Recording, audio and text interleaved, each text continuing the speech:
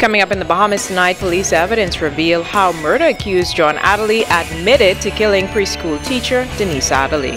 House call, the Deputy Prime Minister speaks up in Parliament about accusations of U.S. wiretapping. And a homicide rocks one community. The Bahamas tonight, the National Report starts now. Now in HD.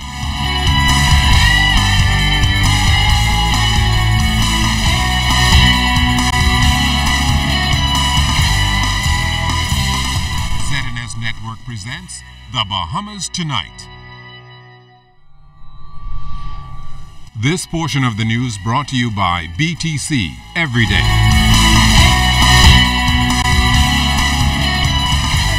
The upper chamber of the House of Assembly is vacant tonight following a major decision by the Free National Movement. Good evening, everyone. I'm Keishla Adderley. And I'm Andrew Knowles. Thanks so much for joining us. We continue our broadcast this week from the National Stadium. Fern Carey tells us tonight why that decision was made and whether there'll be an immediate replacement. In a statement released this morning, FNM leader Dr. Hubert Minnis announced that it was with deep regret that he advised the Governor General, His Excellency Sir Arthur Foulkes, that the appointment of Senator the Honorable John Henry Bostwick Jr. as a senator under Article 39 of the Constitution be revoked with immediate effect. Senator Bostwick would have been given an opportunity to resign, and after that had not been done, I would have had no choice.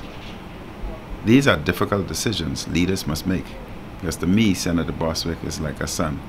A very intelligent individual, very focused, futuristic, and has a lot to offer to this country, and a lot to offer also to the FNM. But one must make decisions that's in the best interest of the country, that would take the country forward, and not necessarily put themselves before a country. Now, it is unclear at this time who will be replacing John Henry Bostwick in the Senate. However, Dr. Minnis says that will not be a problem moving forward. The FNM has a deep bench. We would have gone through a process before where we would have had many individuals who fit the mold for a senator, who can offer a lot to this country. Meantime, the FNM leader indicated that Bostwick will still have a role to play moving forward. He will offer his views, ideas, and he has a lot to offer to this party and this country. And we will continue to embrace him and seek his views and ideas moving this country forward. 42-year-old Bostwick, a partner in Bostwick & Bostwick, was arraigned in the magistrate court Monday on a single ammunition charge. He is accused of possessing 10 live rounds of .22 millimeter ammunition while in Freeport, Grand Bahama. Police say the 42-year-old George Street resident was traveling from Freeport to New Providence Saturday night when he was stopped at the security checkpoint. When Bostwick's bags went through the screener, officers reportedly noticed a suspicious object and alerted the police. Bostwick has pleaded not guilty to the charge and was released on $9,000 bail. He maintained his innocence, telling reporters he is not a criminal, remaining a born-free nationalist, pledging to fight the case. Now, we reached out to Bostwick at his law firm for a comment. However, we were told he was not in office at the time. John Bostwick Jr. was sworn in as a senator last February, filling a vacancy that existed since December 2012 due to the resignation of Shivago Lang. Bostwick is the son of former parliamentarians Henry and Janet Bostwick. Fern Carey, ZNS Network News. Henry Bostwick QC, the father and attorney for John Henry Bostwick, issued a statement today which read that on the morning of Bostwick's arraignment and at his request, the letter of resignation was prepared and brought to him for signature. However, the release indicated that Bostwick did not tender his resignation on the advice of independent counsel and other senior advisors, as it was felt that if he did so, it would have the appearance of an admission of guilt, since Bostwick had pleaded not guilty to the ammunition charge.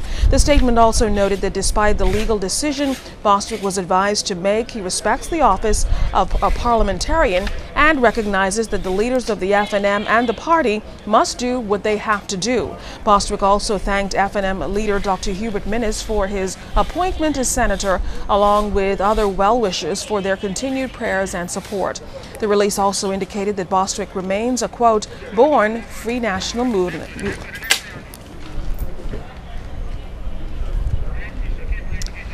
As concerns mount about the possible monitoring of Bahamian cellular phone conversations by the U.S. National Security Agency, Foreign Affairs Minister, the Honorable Fred Mitchell, says maybe the Free National Movement has some answers for Bahamians, as the timeline for the alleged spying would have begun during the Ingram administration's term in office. Mitchell, addressing the issue Tuesday, said the information in an article which alleges the U.S. has been spying on the nation's mobile calls relates to a period around 2011. The government has been under fire since Free National Movement Deputy Leader Loretta Butler Turner suggested that the National Intelligence Agency could be engaged in domestic spying on Bahamians. Democratic National Alliance leader Brandon McCartney also injected last week that he would sue the government if he finds evidence that supports the theory. One wonders whether or not, given all this beating up the gums about this matter, the National Security or National Intelligence Agency, whether or not the Free National Movement has some accounting to give to the Bahamian public about all of this, because, you know, it looks from the timelines that some of this or much of this or all of it may have happened while they were the government. So maybe they have some answers to give, and maybe that's the reason why we're talking all this this smokescreen about National Intelligence Agency. In a communication to Parliament this morning, Deputy Prime Minister and Acting Foreign Affairs Minister, the Honourable Philip Davis, confirmed that a meeting has taken place between local officials and counterparts from the United States. The meeting followed the recent allegations of alleged taping of mobile telephone calls of Bahamians by a foreign state. Not specifically stating exactly when that meeting took place, the Deputy Prime Minister did note, however, key players in attendance and gave assurance of keeping the public informed on this matter ahead of another scheduled meeting. There was an exchange of views. The Bahamas side sought a full and frank explanation of the allegations. The U.S. side undertook to respond. We agreed to wait for that response.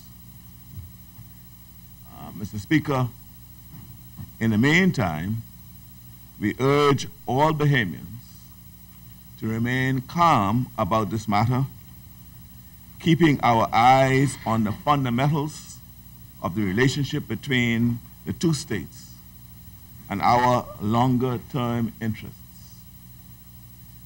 This does not, however, derogate from the principles of the rule of law and the respect for the right to privacy. Just say Jamaica. The trial of the man accused of killing his ex-girlfriend some 4 years ago is into day 2. Jimenina Swain was in court and she has all the details. Uriah McFree schoolteacher was shot multiple times about a body while parked at the Texaco gas station off Wolf and Kemp Roads on Sunday, January 9th. Police officer Anton Curry told the court that he was working a shift at the Texaco station. At around 9:20 p.m., while on the western side of the service station, he said he saw a Jeep and taxi parked side by side. He said that 5 to 10 minutes later, he heard 5 to 7 loud bangs coming from the direction of the vehicles. He told the court that when he started to approach the cars, the taxi pulled off and headed east on Wolf Road. He said the woman in the vehicle was slouched over and the windshield was shattered. Also today, police officer Jasmine Newton-Bain testified that on January 9, 2011, he was on mobile patrol around 9:50 p.m. when he received certain information that led him to follow a taxi cab. The officer said when he ordered the occupant of the taxi to come to a stop and exit the vehicle, he said the driver hesitated before doing so. However, the witness said when the driver exited the vehicle, he questioned him about a shooting incident. Bain said the suspect responded, quote, "Man, I just shoot my girlfriend, the gun right on the seat," end quote. The witness told the court that he cautioned and arrested the man with reference to murder. He said he checked a taxi where he retrieved the black Mossberg Maverick shotgun with 2 live rounds. The suspect, weapon and shells were all taken to Wolf Road Police Station. Payne said the suspect gave his name as John Adderley. Police officers Luther Knowles and Shanique Ford recounted similar arrest accounts, noting that the accused appeared normal. Crime scene officer Antonio Pratt testified that he went to the Camp Road Texaco station where he observed a red Torios Jeep. The right passenger window was shattered and he observed the body of a woman slumped over in the seat. He testified that he collected several fired shotgun shells in addition to a live round.